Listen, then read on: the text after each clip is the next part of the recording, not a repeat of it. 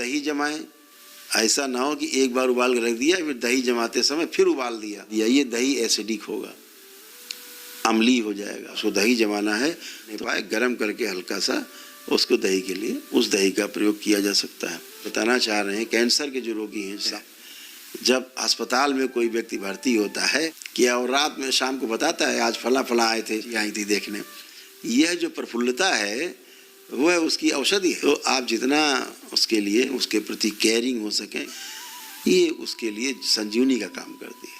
दरबार की एक भक्त हैं, नाम नहीं लेंगे अभी, बहुत चिंतित थी, स्कूल के एक प्रिंसिपल भी हैं वो, तो कैंसर डिक्लेयर हो गया और दरबार दिखा रहा था इधर हम लोगों की इन्हें कैंसर नहीं है।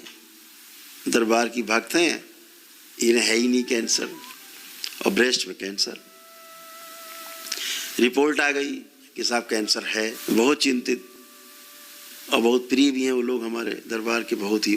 तो हमने उनको ऊपर बुलाया, हमने कहा कि भाई तुम्हें कैंसर नहीं, जाओ माँ के सामने प्रार्थना करके जाओ तुम।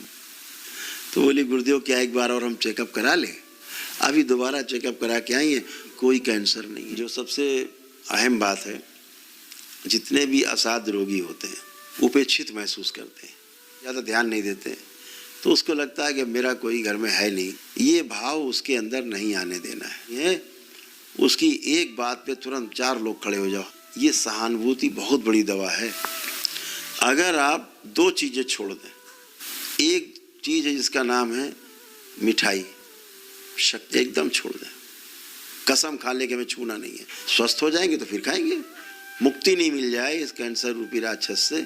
और दूसरा है नमक, जितना कम से कम नमक खाएं, सेंधा नमक खाएं उसके स्थान पे, तो टेस्ट को अगर छोड़ दिया जाए कुछ समय के लिए, बहुत बहुत फायदा करती है चीज। जूस का प्रयोग ज़्यादा से ज़्यादा करें, गेहूं है, चावल है, इससे बचें, नहीं खाना है हमें अनाज। दालें ले सकते हैं आप, दालें खा सकते हैं, अपना लेंगे जीवन में तो सोने में सुहागा है।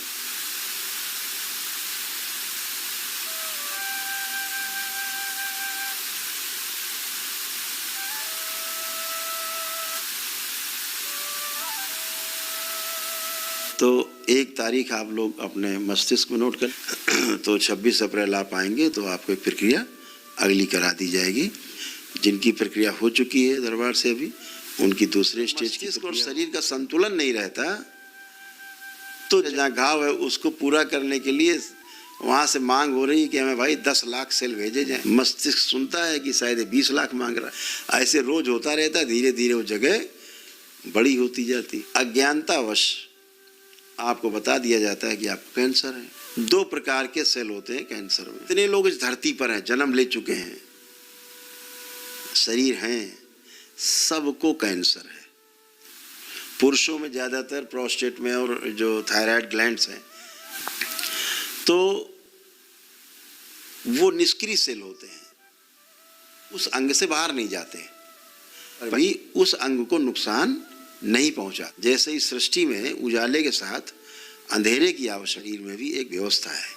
एक व्यवस्था के रूप में जब आप देखेंगे, एक वो सेल, एक सेल होता है जो एग्रेसिव होता है, उसको अगर छेड़ दिया जाए तो भागता है निकल के। कोई मशीन आज तक नहीं बनी कि आपको कोई फोड़ा हुआ है, कोई गांठ हुई है, मेमोग्राफ कराओ, आप बायोप्सी कराओ, लेगा कैंसर। तो निष्क्रिय वाले मौजूद हैं, क्लियर कर देंगे कि आपको कैंसर है। बायोप्सी और ये वो सब, वो सेल अगर छेड़ दिया आपने, वो तो भागेगा ही। वे कह रही कि कोई कैंसर नहीं है, कहाँ चला गया कैंसर?